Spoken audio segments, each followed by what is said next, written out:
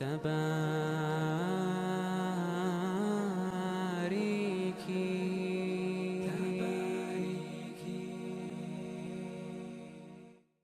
to Divorced Muslims, A Second Chance, the podcast that uplifts voices for both divorced and single Muslims.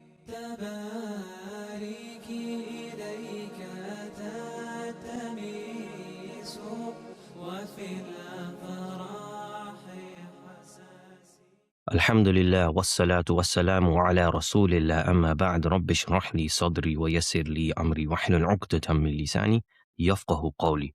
Assalamu alaikum wa rahmatullahi wa barakatuhu. Brothers and sisters, welcome to another episode of Divorced Muslims, A Second Chance, Season 3. In today's episode, we are joined by Dr. Layla. So, without wasting any further time, Dr. Layla, assalamu alaikum. How you doing? Walaikum salam.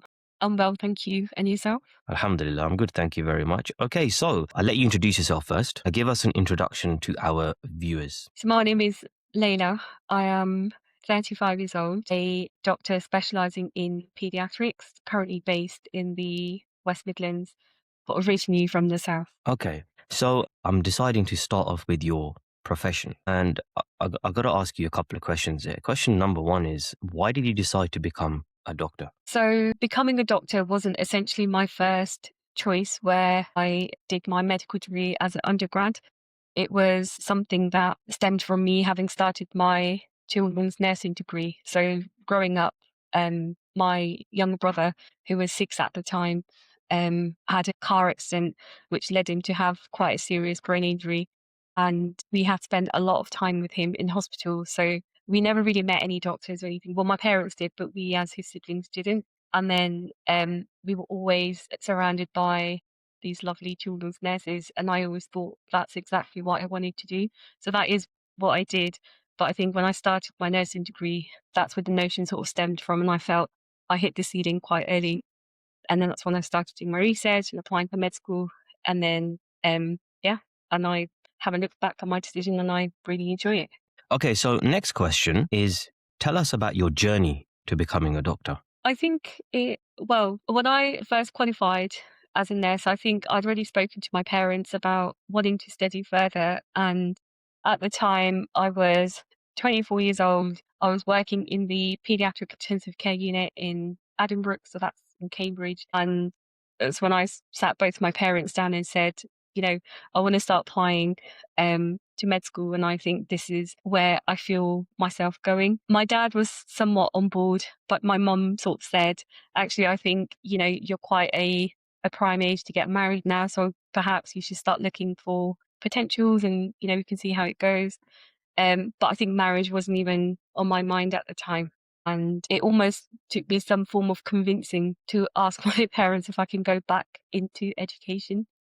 But, alhamdulillah, they've both been really, really supportive. All my siblings have as well. It's been a long journey. It hasn't been the easiest, but, it's shaped me into the person I am today, shaped me into the doctor I am today. And, I couldn't be any more thankful for all the support and the supportive network I have had around me. It's interesting that I asked you, tell us about your journey to becoming a doctor, and your response contained something to do with marriage.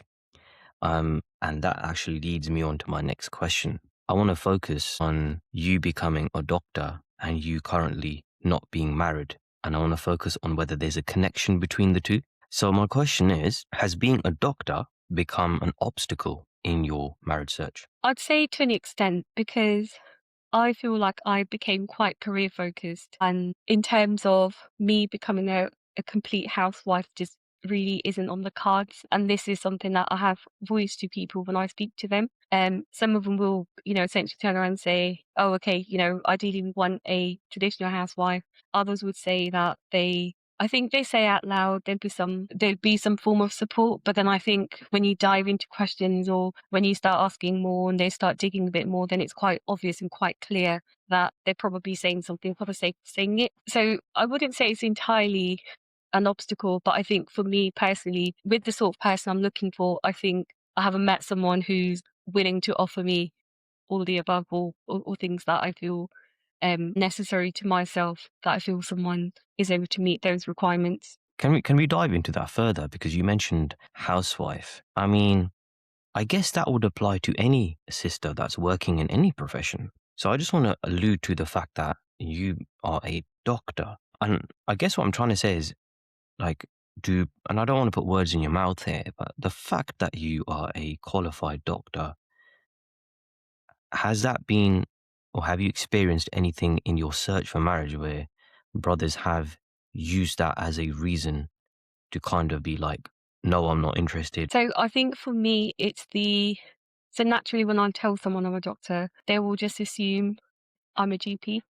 And then I'll have to politely say, actually, no, I'm not a GP. I am specializing in paediatrics, so fancy way of saying children, which means I work on a rota basis. So I work, ranging from 13-hour shifts to some 9 to 5 to working weekends to working night shifts. Although I say that I'm more than happy to work part time and I will try and create a work life balance. I think some people end up sort of dictating um when and how I should work and the hours I should work. And I think that's when I politely say, actually, it's not up to me. It's not down to me. Sure, I can choose my days off, or every rotation I go to, I can let, the rota coordinator know that these are the days that ideally I don't want to work, or these are my off days. But I can't control when I'll be working a long day or when I'm working a night shift, or when I work a weekend. And that's when it's sort of, well, you know, more than happy for you to work, but as long as, I'm taken care of, the house is taken care of, the kids are taken care of. And then if you can find some time in that, then, you can go to work. But I'm not a locum doctor. I am in my specialty training, which means it essentially leads me to when I become a consultant pediatrician. And for me to think I've worked so hard for it and then just to leave my training halfway just doesn't make sense. And I think that's why it's imperative that I want someone who doesn't say they will to support me, but they will show me that via their actions. Okay, let's go a little bit further then. Let's talk about your marriage search. Do you have any experiences, or do you want to discuss your marriage search, or any experiences in the marriage search that you want to share? I've got loads. So I'll probably start off with the first sort of person I matched on this match. It took him I turned him down 3 times before I actually went on a date with him. And I think I was new on that app. We matched on this match, and I think what I did like about him was, so on paper, I felt he was fine. I say on paper, so his own bio, sort of things that I was looking for. And then lots of people on the apps, especially, I think, do not read your bio and stuff. So he sort of read it and then just filled in the gaps, which I thought was quite nice. We jumped on a call and it was okay as well. But I felt, because I was still new to the search, I think he was too keen, which essentially put me off a little. When I say too keen, as in he told his mum about me within sort of 24 hours, and whereas I was even thinking if I should, speak to him or not. So I think we spoke for a week the first time, and then I sort of politely said, "Look, I think this is a bit too much for me, so I'm going to leave it here." And then he got back in touch again, maybe a few months later, and then ended up wishing me for my birthday, which he randomly remembered. And I thought, right, what is it that, why am I being so unfair? So we went on our first date, went to good Orlando's. He came bearing gifts. The date itself was fine, but I think what I didn't appreciate about this particular person was, so we spoke about our requirements and things like that, and there was no doubt that we didn't get on. So, he was already in a process of buying a house, which, I didn't say anything to him about, but he himself was like, I'll be the provider, but I'm not doing the whole 50-50 thing. We are buying a house. So, you don't have to worry about living with my in-laws, all the other little bits. And then I then told my mum about him. In fact, I think I told both my parents about him.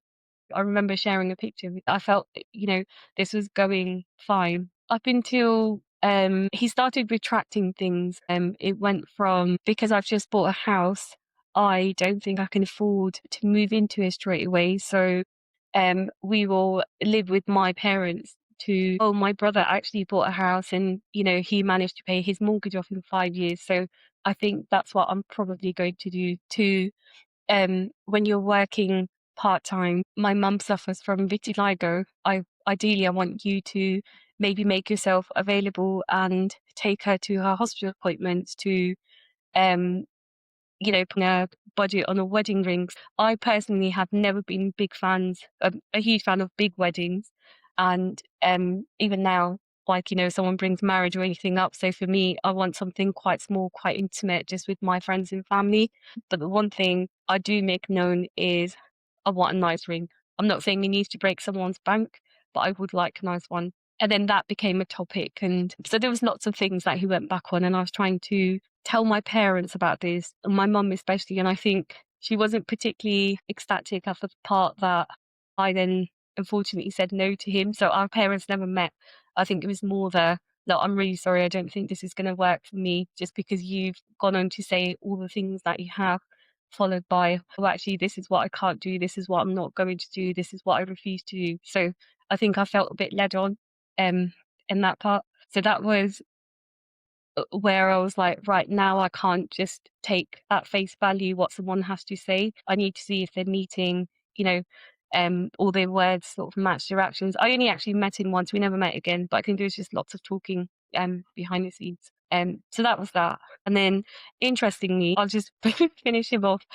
He obviously got married. I didn't know about this up until a couple of years later, where he had sort of reached out to me asking if I was single, if I was interested in speaking to him again. And then something just didn't feel right. And I remember answering a call and just having a chat. And he went on to say how, so he got married via his mum's friend. And then the wedding probably lasted about 9 months or so, I think.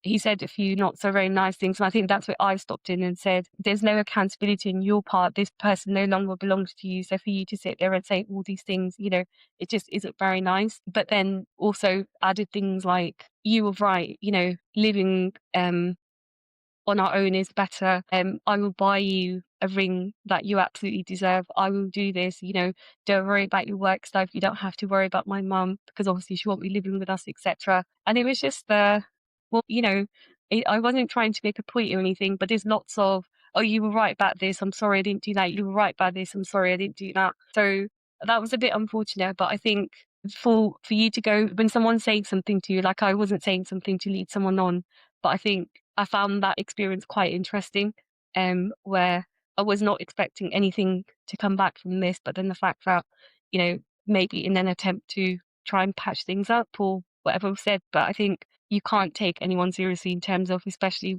when you've had a certain experience with them. So that was one. Okay, before we talk about the next experiences, I've got a couple of follow-up questions on that, right? Mhm. So, are you saying that you rejected him because he initially said he'll buy you a ring and then he retracted from that? Is that the reason you said no to him, Dr. Layla? Not just because of the ring. I think the main thing was I didn't want to live with in-laws, and I made it quite obvious and made it quite known. And I always think that, I mean, I'm someone who doesn't want to endlessly date. And if I can sort of gauge what someone's like and get to know them a bit better, there's no reason why, if, there's a mutual decision, you tell your families, you get them to meet, and then you obviously go from there. But I think in that small amount of time when you're getting to know someone as well, and for me who doesn't want to prolong the dating phase, it's really hard then, I assume, because I've never been married prior, to then live with someone and then learn everything else about them. Now, I'm not saying family are a hindrance, but I think for a couple to really learn things about each other, I think their private space is quite important. And I think that was probably the bigger factor. But I think the fact that he just expected me to take his mum to all the hospital appointments, regardless of if I was working or not. Or because one of the things he said to me was, well, if you're going to end up working and an appointment falls on this date, then that's your job to sort that out. But I'm already on a part-time rota. So why would that be my issue to take your mum to the hospital? If it's my day off and I'm okay, and no one else is there to take her, then no problem. I'm not going to be that person and say, not my parent, not my responsibility. That's not the case at all. So no, it didn't have anything to do with the ring. But I think it was Okay. just the other things that were also retracted. Okay. And the other question I had was, you said that early on he told his parents and initially that had put you off. I mean, my question here is, doesn't that demonstrate, if you tell your parents early on, even right from the outset, doesn't that demonstrate seriousness and somebody who's trying to follow keep things within the Islamic parameters? Why would that put you off? It can, and it can't. So we can expect the perspective from that is, yeah, absolutely. You've got someone with clear intentions. They don't want to waste time, but then equally makes you question why is someone so eager. And, he told his mum about me when I actually didn't know much about him either. So I feel like that adds on a bit of pressure. So this is why I would absolutely not tell my dad until I know that I would like to marry someone, because I think my dad is also a keen being. So he'd be like, right, when should we get the families to meet? When do you want to call them over? When should we do this? When should we do this? But I think it just adds that extra element of pressure as well. So the fact that, he was like, oh, my mum knows about you now. So I feel like we have to meet. But it's like, well, no, actually, we don't have to. And you don't need to tell your mum within 24 hours. If you gave it a couple of weeks, then sure, no problem. But I think it raises some questions. But doesn't Islam ask us to, in your case, to tell your dad and have your family involved rather than you get to know someone and they get to know you without family involvement? Isn't that what Islam asks of us? So my dad would be the last person to know my family, but that's not to say my mum wouldn't know. That's not to say my siblings wouldn't know. So absolutely, I've always said to my brother that if I come across someone and I'm quite keen, and he always says to me, "You just tell me where you'd like for me to meet them, and I will be there." Okay. All right. Okay. What other experiences did you want to share? Um, I think I think what I find is maybe via the apps as well. I just think that you come across a lot of people who I think are a bit bored and um, don't necessarily want something serious. I think a lot of them quite like the talking phase up until it becomes quite serious. Then it's you see the messages slowing down, or they then start replying once every business couple of business days, and then it makes me feel like there isn't anyone. Well, I'm sure there are lots of serious people out there, but I think it's almost like I don't want to generalize any experience, but I think it then becomes harder for you to match or speak to the next person and think, right, okay, what does this one bring? Where is it going to go wrong here? Where what am I expecting from this call, or you know things like that. So the only thing I have also find is that I think some of the people that I have been on a couple of dates with, I think they quite like the fact that I am a doctor, and it's almost like because of that, I think sometimes people don't really try to get to know me as a person. So I recall matching someone from Birmingham, and this guy, had his own place. He was a barrister, quite well educated, again, got on quite nicely. But every time we've gone out for dinner, or like we'd gone out, it was he just needed to make it known that he was sat with a doctor. And it's almost like he wanted people around us to know that. He wanted everyone to hear that. A lot of the conversations I tried to shut down because it just wasn't relevant to me at all. But then if we were on the phone, it's just then, him asking me questions about my career and things like that just didn't matter. It was just, random conversations that we'd had, or um so I think that sometimes makes you question as well, what is this person's um actual intention behind getting to know someone? Is it because he kept talking about being a power couple? Now, what a power couple means, I'm not entirely sure.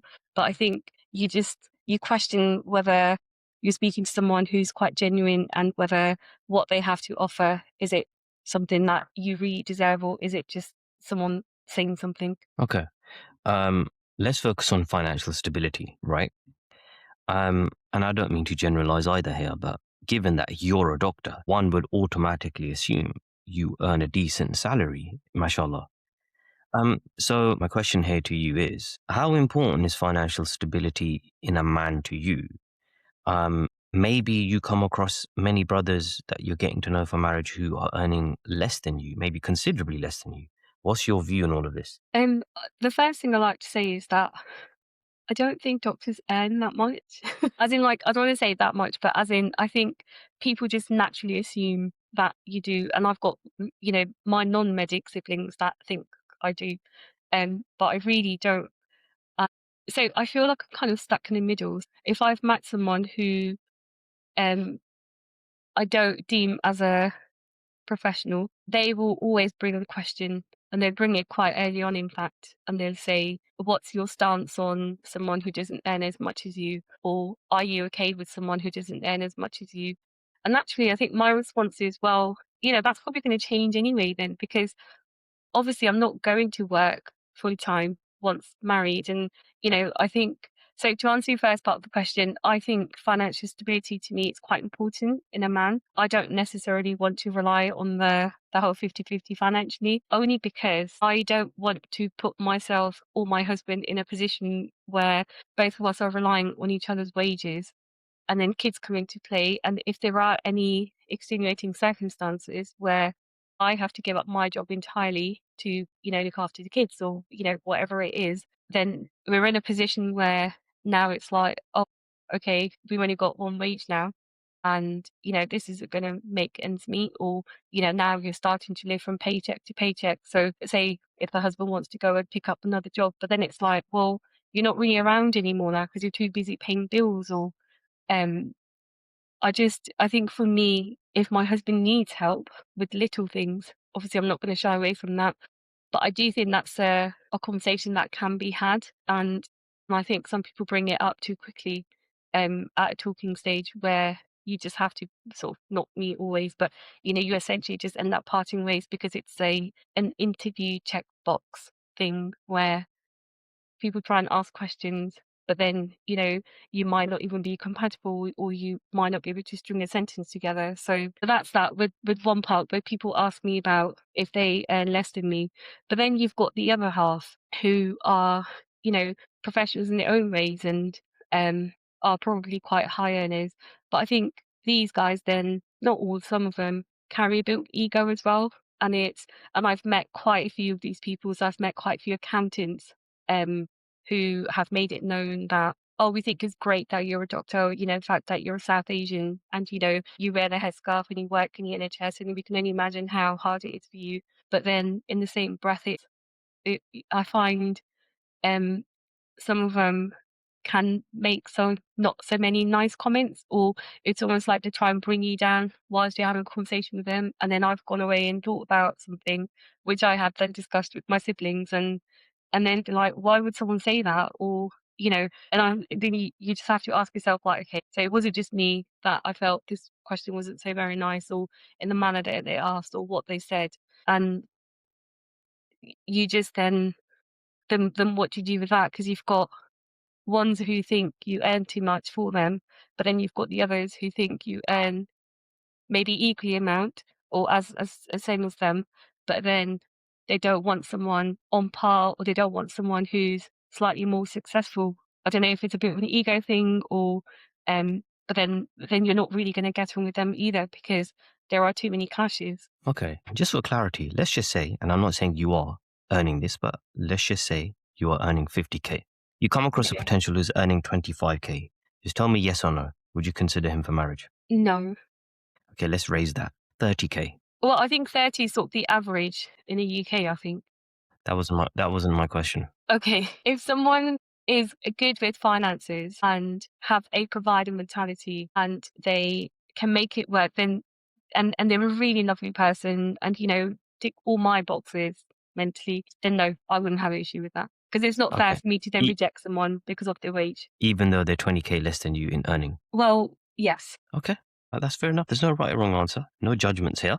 Okay, still sticking to the subject of finances. Again, given that you have a doctor status, and I apologize, I keep coming back to this, to ask you, what is your Mahr requirement or range? What would you say? So do you know, I've never thought about this until I started seeing people on social media complain about it. In fact, I Hold on, didn't hold even on. What think do, I what do you mean knew. you never thought about this? I just I swear ring hadn't. would come under this based on your previous experiences. Would it? That's what I I would have thought. put Meher as the same, under the same bracket, unless No, I thought you definitely want a minimum ring. uh, a ring, as in that's just for me. I know it's a Western Oh, that's it. culture And then you thing, want an but extra gift. Oh, okay, yeah, carry on, carry on. oh, an extra. So I've never thought about a Meher requirement. I think so. I was quite young when my two older sisters got married and what went down in their weddings or how their weddings were and what the Mahr requirements things were. Like, I think I was too naive to understand. And then my brother was getting married and he brought it up and he said, my wife or my wife to be at the time, she wants a Umrah trip. She doesn't want anything else. That's the only thing that she wants to do. And he said, sure, no problem. So he made it a nice experience for her. So then I think that's when I got thinking, and then and you'd read all these things and some of the people that I've spoken to, and they, people go from silly amounts. I don't think I have a high requirement. I think just because if you think I earn a lot of money, for me, I don't think it's fair for me to then break someone's bank. So if I am earning a decent amount and I can cope with that, then it's not necessary that I should expect the same. I would love a Umrah trip with my husband at the start of the marriage. I think that also would be super lovely, but I wouldn't go into like the 10K thousands range or asking for a house and all the rest of it. My job isn't to put my husband in debt before we're even married. But I think if it's something quite, if someone's offering me £1,000, then I'm like, come on now, that's a bit silly. But I think somewhere in between, where both of us can meet in the middle, that is what I've thought about. Okay. Next question. Would you consider someone who is divorced? I consider someone who's divorced, but potentially no children. Um, Okay.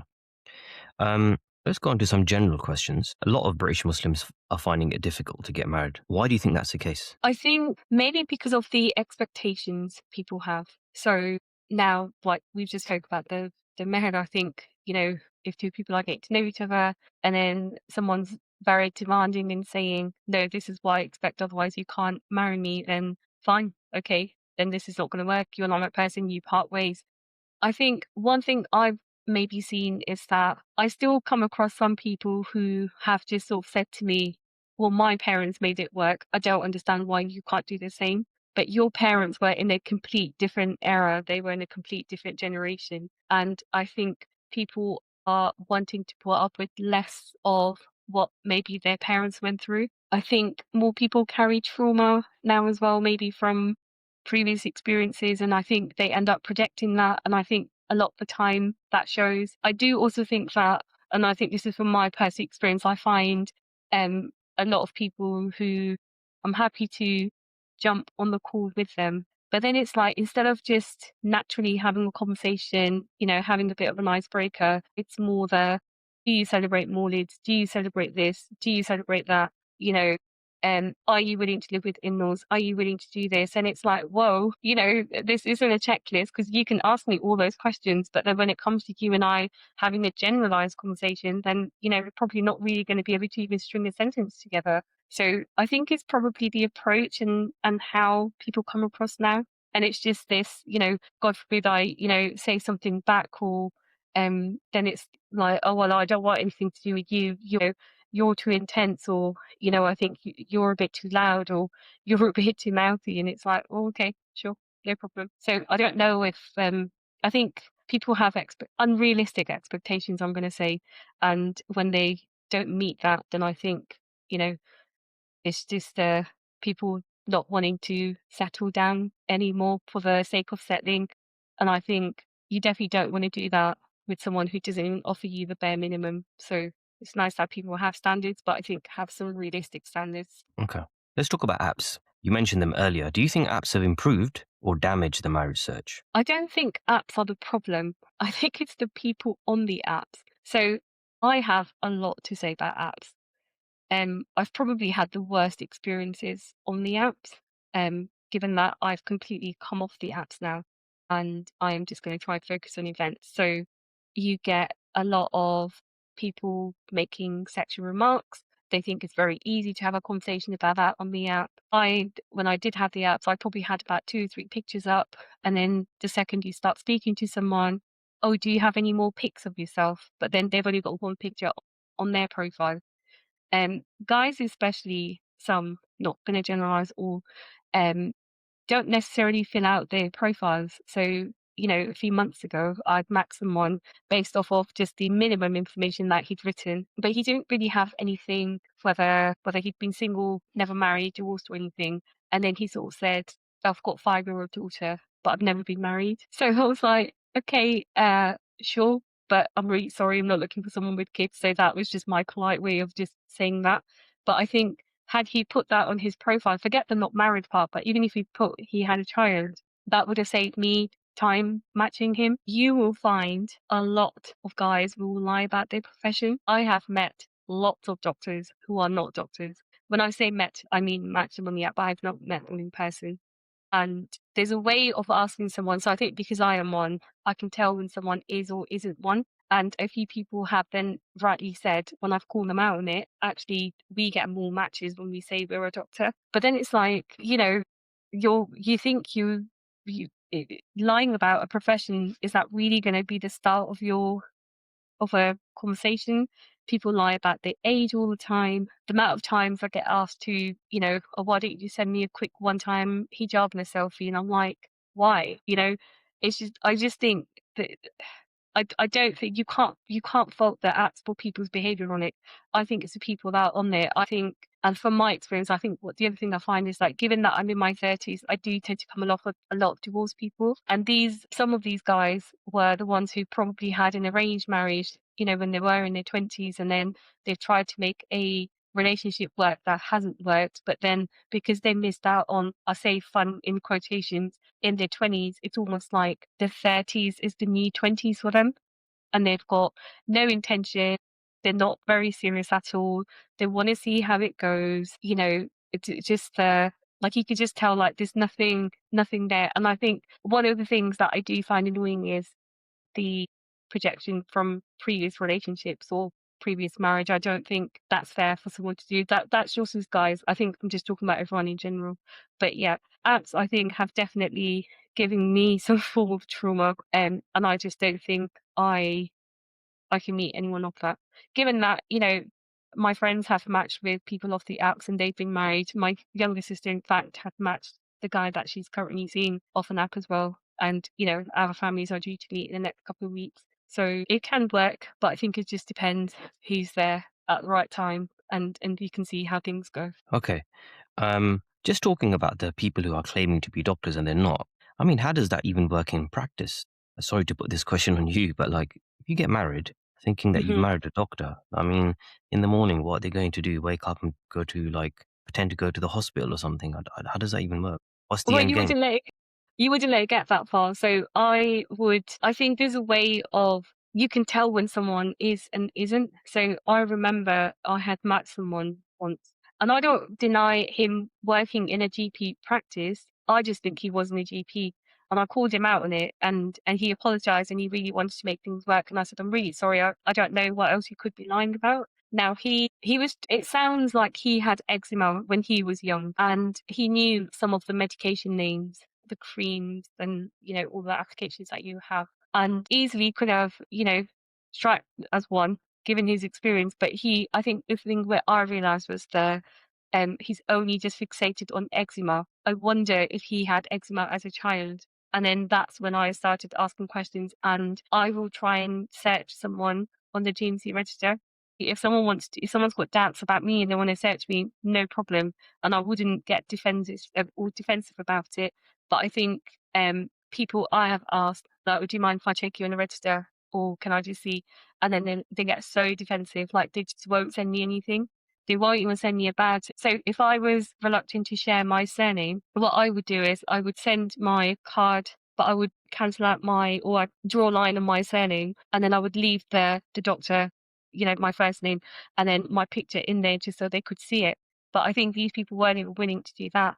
And then when you ask them more about their foundation training and things, some of them were like, "Oh yeah, I did my foundation years in my GP practice." And I'm like, "The whole 2 years?" And they're like, "Yeah." But I think, if you're a bit ignorant to the process and you don't really know, and you pick up bits from family members, or, some people have had siblings who are doctors, then it's easy to pick up. So it'll never get to me waking up with someone who doesn't really know what to do with their work or their place of work because they're not a healthcare professional. It's quite obvious, and you can tell when someone isn't one. So, the next question is around the concept of, from your perspective, a single, never married person. The concept of delaying disclosure of the fact that someone is divorced. So often what happens is and I'm not justifying this. I'm just stating Mhm. how it's factually been presented to me in the past on a number of occasions. That a divorced person finds that once their status, i.e., their marital status, is known, their interest in them drops sharply. They consider delaying disclosure of the fact that they are divorced just to be seen as a person first. Obviously, this is based around the stigma that's attached around being divorced. So we got Yeah. this scenario of being honest and balancing that against essentially protecting yourself and getting married. So my question to you is, what's your take on all of this? Delaying disclosure of the fact that you're divorced when getting to know someone. I would turn someone down if they had delayed telling me that they were divorced. My And motto is just be upfront, just say it. You know, if someone isn't matching you, then I'm sorry. But I think it's not fair to the ones who do match you and then you feel like you need to lie about that. I think that's a bit unfair. okay.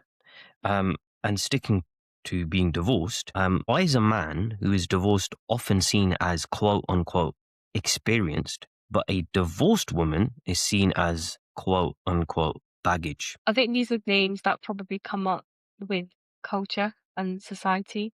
I don't think either of them are true at all because a divorced person is a divorced person, whether you're a man or a woman. So equally, then, if we're going to talk about them being experienced, then yes, they've had some form of experience in marriage. And if you're going to talk about baggage, everyone lives with a bit of trauma. So if we're going to class trauma as baggage, but I completely don't agree with either of these statements that you've made. Okay. Um, Green flags are more important than red flags. Agree or disagree? Absolutely. Why'd you say that? Because why would you want to marry someone who's a walking red flag? What I'm trying to ask you is, when you're looking for marriage, is the amount of green flags more important or the lack of red flags more important? I think it varies, isn't it? Because you might come across someone who is essentially what I'm going to say one green flag, but if their one red flag outweighs all the green flags, immediately that's a no. So, for example, I probably shouldn't say this, but I think a man who's into polygamy, for me personally, that would be a red flag. But he might be the kindest person and, you know, the nicest man I've met. But the fact that he's into polygamy simply just because I don't want that, I'm not saying anything against it. It's just, well, I personally don't want that. Then for me, that's an instant no. So, regardless of all else, that's a big thing for me. So I would deem that as that. But equally, I think if you've come across someone who I think it depends on the severity of the red flag. So, you know, red flags are also quite subjective, isn't it? Because what might be a red flag to me may necessarily not be a red flag to you. So it probably boils down to really what you're willing to accept. Okay. And last question, what do you think are the solutions to the problems around finding a spouse in today's society? I think people just need to learn to be a little bit more honest. And I think they also need to make an effort. So I was someone who generally always made an effort. But now I just reciprocate the energy I get from the opposite gender. So if someone isn't really, you know, making a genuine effort or they're not, you know, messaging as much or they're not really asking questions and then it's automatically, I think for me, that's just a no. But you have to ask yourself then, why are you out there? Why have you then matched with me if you don't want to speak? So I think make an effort. Um, Learn to say no. I think the problem is a lot of the time, some people think that they are being polite by, okay, I've got no genuine interest in this person, but now I'm too shy to reject them. And I think that rejection or fear of rejection or rejecting someone comes from um experiences of on how they've been given their responses in the past. So I've had people who I've politely rejected, but then they've sort of lashed out and they've called me not so very nice names and things like that. So that then makes me reluctant to reject the next person. But then I've equally politely sent messages to other people who have said, look, I don't think this is going to work. I'm really sorry. Thank you so much for your time. Hope to find what you're looking for, etc.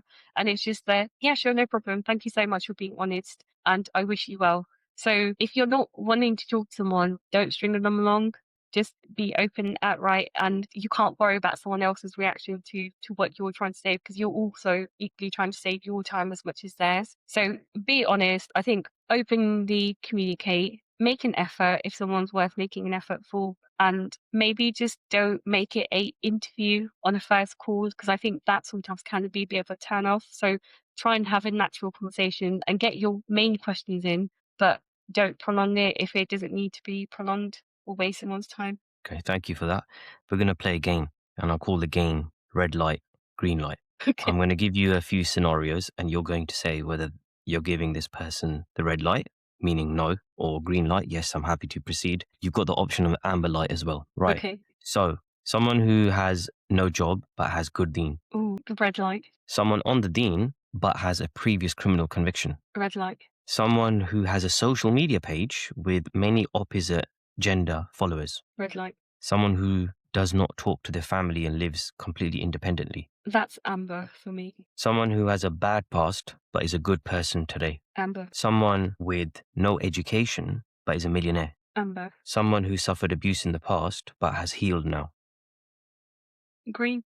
Someone who is a doctor. Ooh, controversial. Amber. Interesting. Okay, thank you for that. And we have the segment coming up now, the rapid fire round. You ready for that? Dear, go on. Okay. Right. So once you're married, where would you take your spouse to eat on a first date? Where I'm taking them. Yeah. I'm taking them for a lovely steak. Okay. What is the best age to get married? So I don't think there's a best age per se, but maybe from your mid to late early 30s, I suppose. What percentage of British Muslims looking for marriage are serious about marriage? I'm going to go with 30% because of my experience. If your spouse says to you that they want you off social media, what would be your response? I mean, it depends why they're saying it. If they've got insecurities and they're worried and they're going to start accusing you of things, then that I'm not really sure where that's coming from. But if it's just actually don't want you to be on there just because of so and so, then sure, why not? How long should one get to know a potential before making the decision to marry them? I'd say a few months. You don't need to prolong it. You can tell, in the first 10 minutes of a phone call if you want to speak to them again or not. So I wouldn't say very long. What method is the most effective to find a spouse? Apps, marriage events, matchmakers, matrimonial websites, marriage bureaus? I think marriage events seems to be the new thing where you can now see someone in the flesh and what their demeanor and things like. So I'd say maybe matchmakers and marriage events as opposed to apps and matrimonial sites. Would you sign a prenuptial agreement? Definitely not. Mental health or physical health? Well, they go hand in hand, don't they? You need physical health in order to maintain your mental health. But then if your mental health is depleting, then your physical health is going to deplete as well. What do you think it takes to be in a marriage that lasts forever? Good communication and good understanding. Know your spouse inside out. Know what their wants, needs, and everything is. Respect, mutual respect for sure. If there was a book written on you, what would be the title of the book? My marriage search, I think just because it probably hasn't been the best. And what do British Muslims looking for marriage say privately but hesitate to admit publicly? I think with this, I'm probably going to, I think people don't talk enough about mental health. So I know you already asked me a question about mental versus physical, but I think a lot of people don't admit publicly just how exhausting and how much it can affect you mentally in terms of looking for marriage and things like that too. So I'm gonna go with that. Okay, thank you very much for that. Okay. All right, so now's the marriage profile time. And for all those people that are listening, this sister is looking for marriage, and I'm going to ask her a few quick questions about herself and then the same questions in terms of what she's looking for. So, right, Dr. Layla, what is your age? So I'm 35, Your height? 5'1", Your location? originally east of England, currently based in the West Midlands. Your ethnicity? My dad is Pakistani, my mum is a Hindu revert. And your occupation? I'm a doctor. And let's move on to what you're looking for in the same context. So, what's your ideal age range that you're looking for? So I'd say probably between sort of about 33 to 40. Your height preference? Anyone who's taller than me. I'm not going to say 6 foot, but as long as they're taller than me, I'm not too picky on that. Your location preference? So I wouldn't mind relocating. I think it just needs to be a conversation to be had. What I do make known to people is that if I were to relocate, I need to apply for a transfer. Yes, Midlands would be ideal because that's where I'm training. But, should I need to relocate, ideally, I'd say nationally as opposed to wanting to go abroad, etc. Your ethnicity preference? I want to say as long as they're a Muslim, but I think sometimes just to make life easier, because my dad doesn't speak the best English and things like that, so I'd probably stick to a South Asian. So I don't know, a Pakistani, Indian, yeah. Okay. stick to being a South Asian. Your occupation preference. I don't necessarily have a preference, but ideally I want someone educated to a degree level, but equally who is a form of professional themselves. Doesn't necessarily need to be a healthcare professional, but someone who's got something going for them as well, who's equally quite ambitious. Okay. We know you are single, never married. Would you consider somebody who's divorced? Yes, but with no children. And in summary, apart from what you've already mentioned, what are you looking for in a spouse? So I want someone who, I guess Dean goes without saying, someone who communicates well, makes a good effort. Support is my biggest thing. So someone who's quite supportive, someone who listens, gosh, this is hard to say, into their fitness and things, look after themselves. I think, and offers mutual respect. I think regardless of a circumstance or a situation, I don't think two people should raise their voice at each other when they're speaking to them. So I think that's where, like when I'm talking about respect, I think that's sort of first and foremost. I don't want someone who smokes, even vaping is just a massive no-go for me. Yeah, I don't think the list is very long, but someone who's got provider mindset and doesn't necessarily want to go 50-50. And if they're into polygamy, then I'm sorry, I'm not the one for them. But yeah, I'll keep it brief to that. Thank you very much for that. And Jazakallah khair for joining our podcast. Thank you so much for having me on. If you fit the criteria of the guest today, and if you are interested in considering the guest for marriage, then please email us the following details: your name, age, location, height, occupation, ethnicity, marital status, family contact name, and family contact details. Our email address is divorcedmuslims@gmail.com. Remember the golden rule: only family details will be exchanged. If we have no family details, then the request will be ignored. If you want to be a guest on this podcast, or if you want to contact us, then please email us. Our email address is divorcedmuslims@gmail.com. إليك تلتمس وفي